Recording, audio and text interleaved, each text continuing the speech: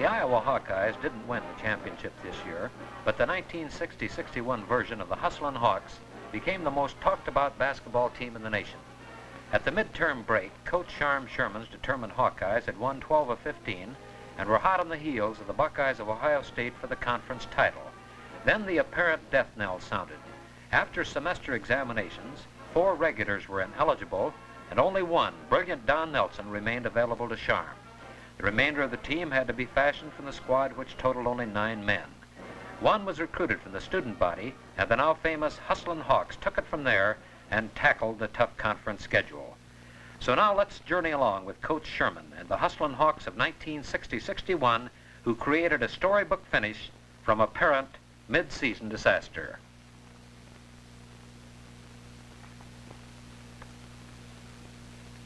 Well, preseason estimates placed the Iowa Hawkeyes near the middle of the Big Ten Conference, and a narrow 77-75 squeak in the opener against a good South Dakota State team didn't hint of the many good things to come. Sharm's first semester team had Nelson and Harris at forwards, Allen at center, Maher and Zager along with Matt Ciccone at the guard positions. This South Dakota State team later won their conference and ended up third in the nation in the small college tournament. Here is action from that game. The Hawkeyes are in white, as they always are in their home games. This is South Dakota State in black on the attack. The ball game was tough all the way through, and a brilliant defensive situation, but the Hawkeyes were able to hold that lead in the final seconds of the game. Identifying the Hawkeyes, this is Zager to Denny Runge, and a long push shot by the senior from Calumet puts the Hawkeyes in the lead early in the ball game. Iowa continues to battle. This is Allen starting his fast break, and leading it and finishing it is Mike Woods, who lays it in, and the white-shirted Hawks are far out in front at this stage of the ball game, but the South Dakota team caught up and made a thrilling finish. At the free throw line, the South Dakota State team, here is Ron Zager again in the front court. This is Iowa's first semester team. Frank Allen to Woods, in the corner to Runge. All in just a moment, All-American Don Nelson, the one that we feel is an All-American, will have it. The Hawks won this one 77-75. Coach Sherman and his Hawkeyes ran into a potent man-for-man defense when they faced the St. Louis Billikens at home on December 10th, a team that finished second in the National Invitational Tournament, incidentally. Sharm felt this game clearly showed his boys the value a good defense can play in basketball. When your team has an off night in shooting, a tight, aggressive defense can pull you through.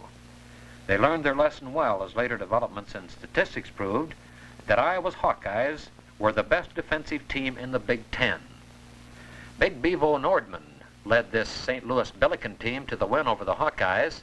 So let's watch some action from the St. Louis Hawkeye game. Iowa is in white, and the black-shirted Billikens very clawing and very determined on defense. And the Hawk picked up a lot of good points in watching the Billikens on defense in this game. It later proved invaluable in their second-place finish in the Big Ten. This is Big Bevo Nordman, one of the biggest players in collegiate circles today, later injured and did not finish out the season. This is Frank Allen rebounding for the Hawkeyes, and an interception by Mankowski as the Billikens continue to fight back. Rough, tough play here as the Missouri Valley Conference team from St. Louis battles Iowa Hawkeyes. Ron Zager to Dave Maher, who slips it in on the side. This is the St. Louis Billiken team on offense again. Watch the very fine footwork of the Hawkeyes on defense. Denny Runge. This is Ron Zager on defense, and now Don Nelson holding the Hawkeyes in this ball game with St. Louis. A December 10th game at Iowa City, with St. Louis winning a thrilling ball game 61-55. Cautious play with the sharp-breaking Billikens kept the Hawkeyes' footwork in constant threat all during the game. This is Bevo Nordman again, showing his tremendous drive under the basket as Runge and Nelson start a fast break, ending up in the hands of Dave Maher in the corner to Nelson, who hits from the side. Iowa 55 and St. Louis 61. The Arizona Wildcats were the victims of an Iowa record when the hot-shooting Hawkeyes hit a total of 105 points to erase the old high mark of 103 set many years ago. Contributing to the actual tying and breaking of that new high total were reserves Joe Reddington, Joe Novak, Dick Shaw, Tom Purcell, and Mark Shantz. This was the last game before Christmas and the final appearance in Iowa City before the old Gold and Black upset all odds and won the Los Angeles Classic out on the coast. Before we forget this, the unheralded Hawks beat California in 4 overtimes, 83-80, an Iowa record incidentally. Then they beat Southern Cal and UCLA.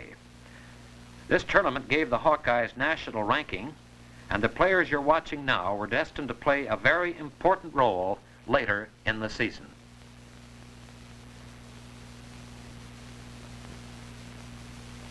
We'll identify some of these. This is sophomore Dick Shaw defending the baseline. Gary Lorenz starts a fast break down the court, continues his drive right on through. That was Gary Lorenz of Clinton, Iowa, at the free throw line. On that drive, Denny Runge, number 52. Tom Purcell near the camera is number 30. Mark Shantz is over on the far side. And the fifth player, just out of view and coming up now, is Joe Reddington, number 44 of Orient, Iowa. Iowa battling Arizona and setting a new offensive record for the Iowa Hawkeyes. Iowa in white. This is left-handed Joe Reddington moving down across the timeline, attempting to get it up in front on the offensive side of the court. Mark Shantz comes back to give him a lift. Now these are reserves, as you can see, had a long way to go and later proved invaluable to the Hawkeye cause. Well, the first conference test for Iowa's once-beaten Scrappers was Minnesota on January 7th here in Iowa City. The Hawks battled, rebounded, and hounded the bewildered Gophers and held them to a total of 16 points at the half. This was quite a feat in these times of high-scoring basketball, and in the meantime, Iowa's amazing point-getters had run up 40 points at halftime, 40-16. Brilliant Don Nelson on a drive-in layup against the Gophers. The Gophers with the ball right now, attired in a very pale gold. The Hawkeyes are in white, playing at home. Identifying some of the Gophers, Grigas, Magdance, Erickson, McGran, a tall, talented Gopher team that later went on to end up fairly well in the conference, but the Hawkeyes were able to pin it on them twice during the 1960-61 season. Iowa did a tremendous job on defense against the Gophers, as we mentioned, holding them to 16 points at the half, running up 40, and completing a 71-46 victory at Iowa City against the Golden Gophers. A year ago, Minnesota had run up a fantastic 72 shooting percentage, and the Hawks were out for revenge. That was Nelson rebounding, handing to Dave Maher on the near side.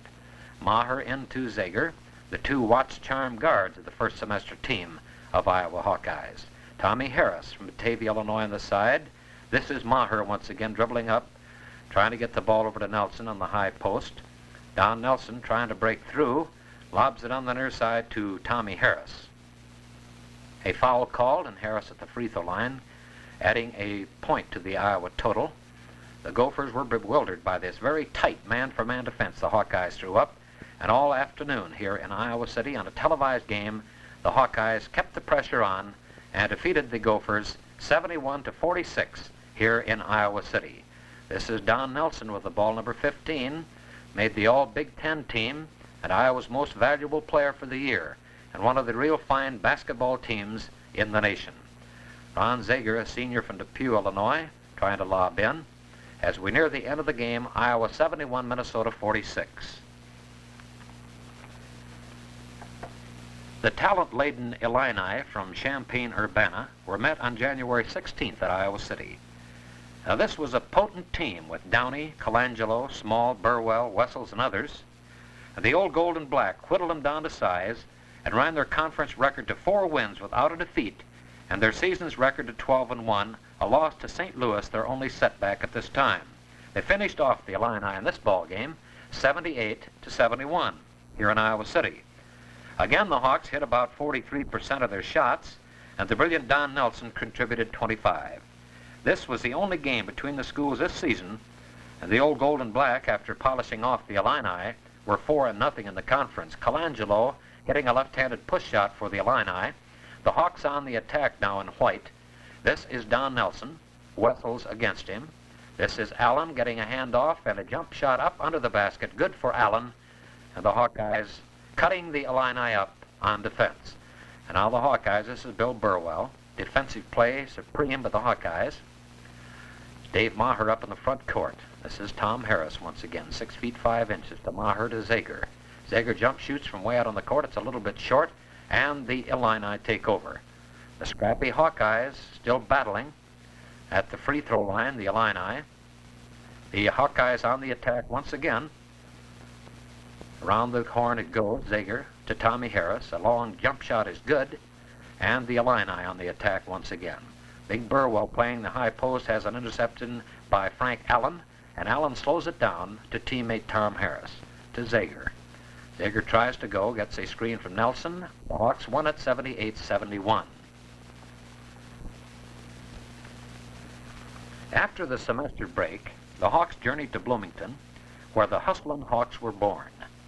With 4 regulars missing and only Don Nelson, the remaining starter, the spirited combination of Nelson, Ciccone, Runge, Reddington, Novak, and Shaw upset the hurrying Hoosiers 74-67 and astounded the sports world.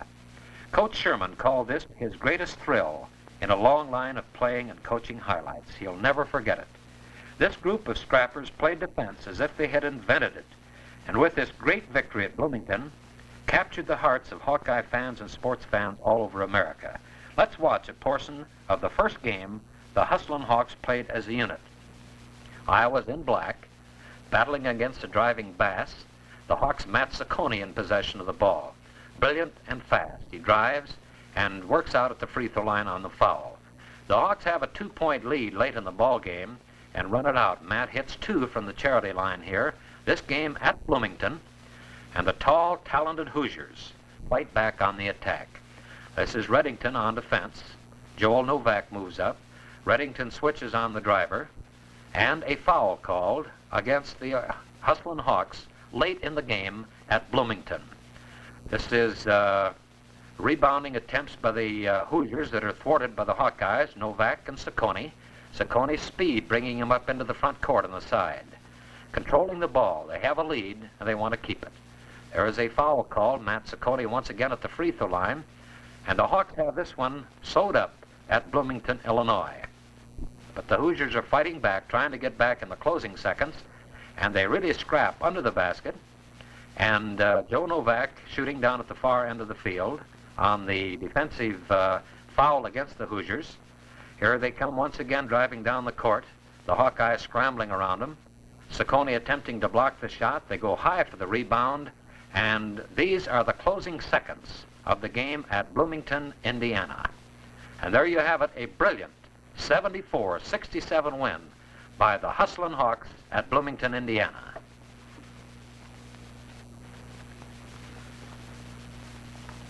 The Ohio State Buckeyes, undefeated for the season, NCAA champions, and the unanimous choice as the #1 team in the nation, came to Iowa City January 18th to battle the Hustlin' Hawks. A battery of TV cameras and radio microphones, along with a wide press coverage, were ready to capture the excitement. It was rated no contest for the Hawks against the mighty Buckeyes, but the fans who heard it and saw it will remember this one a good long time. The Battlin' Hawks had it all the way and led from the start. The sellout crowd couldn't believe what they were seeing, and the tremendous effort put forth by the old gold and black was a thrilling experience for all of us. Rated at least a 15 to 20 point underdog, Iowa played as if they were favored to blow the Buckeyes off the court. Only a desperation finish won for the Buckeyes. Let's watch it. This is Jerry Lucas. Will identify the players for you. The Hawkeyes are in white. This is Novak on the near side to Ciccone. Ciccone to Novak out in front, guarded closely by Larry Siegfried, a senior on the Buckeye team. Novak with the ball. In the corner to Don Nelson, checked by Lucas. Nelson tries to go, backhands it over to Ciccone. A left-handed pass out to Novak. A long push shot is no good. And they battle for the rebound, and Richie Hoyt to John Havlicek, who moves it up into the front court on the far side. We'll describe the thrilling finish of this. This is an All-American play. An All-American Lucas is there to put it in. The Hawks' Runge hands to Novak. Novak's dribbling in the corner to Nelson. Nelson to Runge. Fakes a pass to Runge, finally hits him. Runge turns, jumps, shoots it up, no good, and Lucas comes down for the Buckeyes. We're nearing the end of this thrilling ball game. Siegfried across the timeline as Novak checks him. Here's slippery Mel Knoll. Richie Hoyt passing to Siegfried is hit out of bounds by the Hawkeyes, and Knoll shoots it in out on the court to Lucas, and a foul is called, and the Buckeyes make it. Here is Saccone jumping, missing, rebounded by Nelson. Nelson gets a shot from the side. It's good, and the foul is called, and Nelson contributes a three-point play. This is Nelson. The Hawks are three behind, rather, and Nelson closes it up to one behind. The Buckeyes are now protecting a one-point lead with about 25 seconds to play. Here is Lucas. Lucas out on the court on the far side to Hoyt. Now to Knight in the ball game. Lucas to Siegfried, who misses it. The Hawks have possession with 18 seconds to play, and watch Reddington call timeout. He does. And now when play resumed, the Hawks have 18 seconds. They are 1 point behind. Here is Saccone up on the far side. They're trying to work open for that one last shot. Saccone has it to Novak, back to Saccone. He's checked very closely. Back to Novak, who gets it into Nelson. Nelson dribbles, jumps, shoots, misses, rebound by Shaw, no good. And the ball game is over, and the Buckeyes win it 62-61.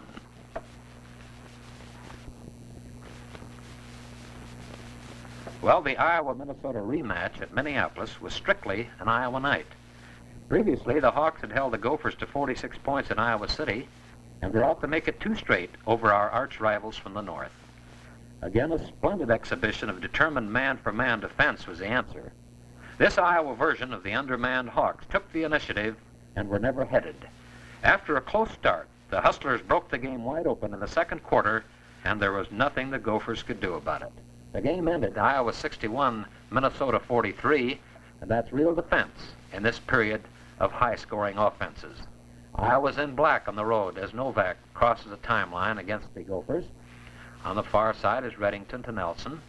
Nelson spins, jumps a long one out. It's no good. They fight for the rebound, and the Gophers have it.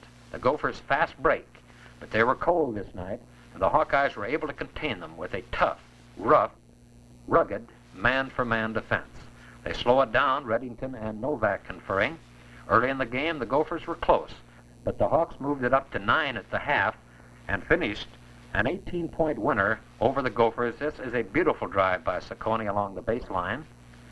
The Hawks are in black, guarding against the taller, stronger Gophers of Minnesota. McGran, along with Erickson and Grigas, Magnus, composing a very young Minnesota team that'll be back next year. Losers to Iowa, 61-43.